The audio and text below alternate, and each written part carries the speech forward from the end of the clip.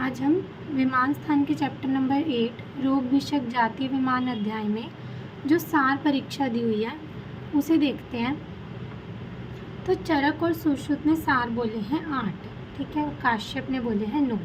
उन्होंने एक ओद सार को एक एक्स्ट्रा माना है। उन्होंने माना कि बच्चों में एक ओद सार, मतलब बच्चों के डॉक्टर थे तो हम इसे ऐसे याद रख सकते हैं कि बच्चों में एक ओद सार एक्स्ट्रा होता है, ठीक है। तो चरक और सुश्रुत के सार हुए 8 और काश्यप के हो गए 9, ठीक है। उसके बाद है सार परीक्षा। सार द्वारा परीक्षा इस प्रकार करें, उन्होंने बोला है सार्थश्चेति सारण्य अष्टो पुरुषाणाम। कैसे करनी है? बल मान विशेष ज्ञान अर्थ उपदिश्यन्ते। पुरुषों के बल का प्रमाण जानने के लिए 8 प्रकार के सार बताए हैं, ठीक है। तो सारश्चेति सारण्य अष्टो पुरुषाणाम बल मान विशेष ज्ञानार्थ उपदिश्यन्ते। तद्यथा कौन कौन से हैं? त्वक, रक्त, मांस, मेद, अस्थि, मज्जा, शुक्र, सत्वानिम इति, ठीक है। त्वचसार, रक्तसार, मांस, मेद, अस्थि, मज्जा, वीर्य और सत्वसार, ठीक है, मतलब शुक्रसार और सत्वसार। उसके बाद सबसे पहले हमारा त्वकसार पुरुष के लक्षण क्या है? लिखा है तत्र स्निग्ध श्लक्ष्ण मृदु प्रसन्न सूक्ष्म अल्प गंभीर सुकुमार लोमा।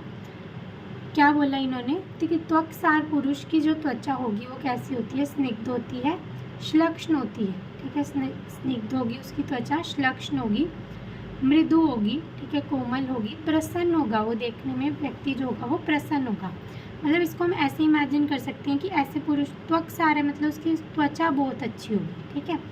तो वो जैसे हम मतलब हीरो हीरोइंस मान लो, ठीक है, कैसे होते हैं? स्निग्ध होते हैं, श्लक्ष्ण होते हैं, कोमल होते हैं, ठीक है। देखने में हमेशा क्या हमें मृदु सॉफ्ट बोलते हैं, है ना, और प्रसन्न रहते हैं हमेशा। सूक्ष्म होते हैं वो, मतलब पतले पतले से होते हैं। अल्प गंभीर सुकुमार लोमा, वो अल्प होते हैं, ठीक है, सुकुमार होते हैं। और उनके जो रोम होते हैं वो कैसे होते हैं? चमकदार होते हैं, ठीक है। उसके बाद है सप्रभेव त्वक साराणाम। इस प्रकार का सार होना। ससारता क्या करेगा? सुख सौभाग्य, उनको सुख भी होता है, उनका सौभाग्य भी अच्छा है, ऐश्वर्य से तो परिपूर्ण है ही है वो।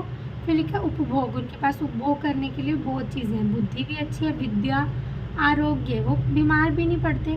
फिर लिखा है हर्ष मतलब प्रसन्न रहते हैं, और आयुष्यत्व मतलब उनकी जो दीर्घ आयु के वो क्या है? सूचक है, ठीक है। जो त्वकसार वाले पुरुष होंगे वो इनके लक्षण है। उसके बाद आता है हमारा रक्तसार। रक्तसार वाले में क्या है? देखो, रक्तसार वाले में हमने याद रखना है स्निग्ध रक्तवर्ण, उसका स्निग्ध और रक्तवर्ण का होगा वो। श्रीमद अभ्रिजिष्णु मतलब शोभायुक्त और चमकने वाली होती है, ठीक है। उसकी जो उसके बाद है रक्तसारणम, ये रक्तसार के पुरुष हैं, तो उससे क्या होगा? सारता सुखम उद्धता, क्या होगा उससे? इस प्रकार का सार होना सुख लाएगा, ठीक है। उद्दंडता, मेधा मनस्वित, उसकी धारणा शक्ति अच्छी होगी। मनस्वित्व मतलब बहुत ज़्यादा मन को जीतने वाला। सुकुमार, सुकुमारता होगी। अति बल क्लेश सहिष्णुत्व, वो अधिक बल की क्षमता होना और कष्ट को सहन करने वाला होगा। उसके बाद है त्वक उष्णम सहिष्णुतम च अष्टे, कष्ट सहन करने वाला और उष्णता मतलब गर्मी को न सहन करने के योग्य होगा।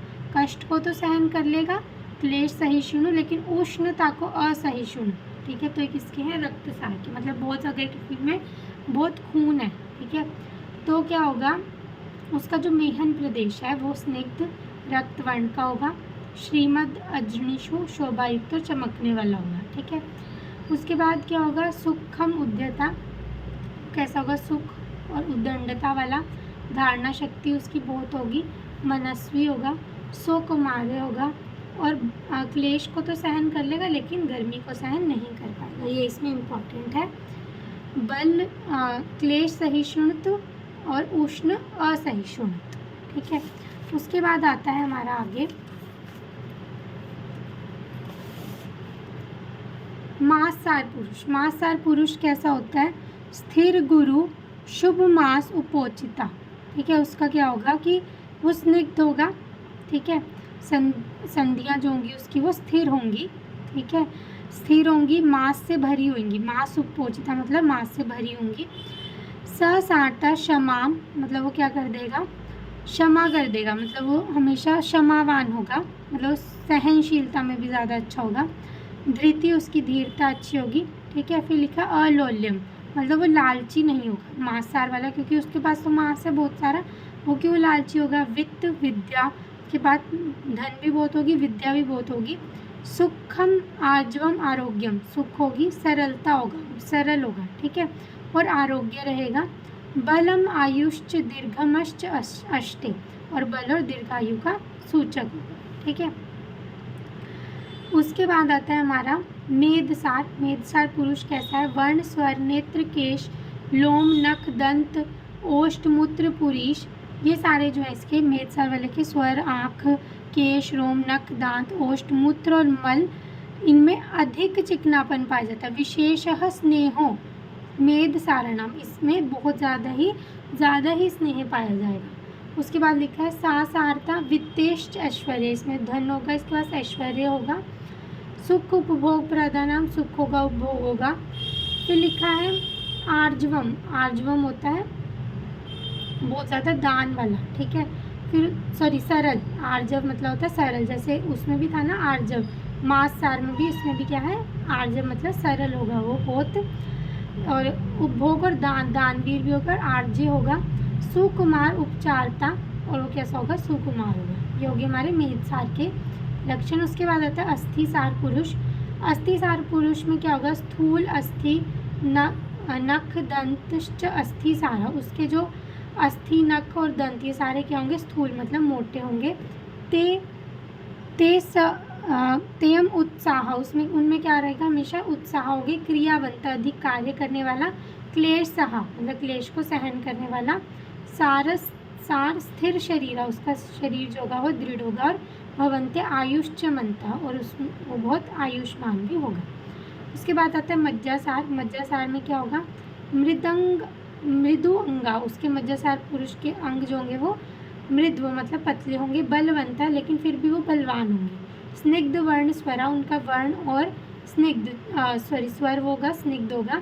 स्थूल, दीर्घ, वृत्त, संध्या, की जो संधियाँ होंगी वो दीर्घ बड़ी होंगी और गोल होंगी। ये मज्जासार का पुरुष हो गया।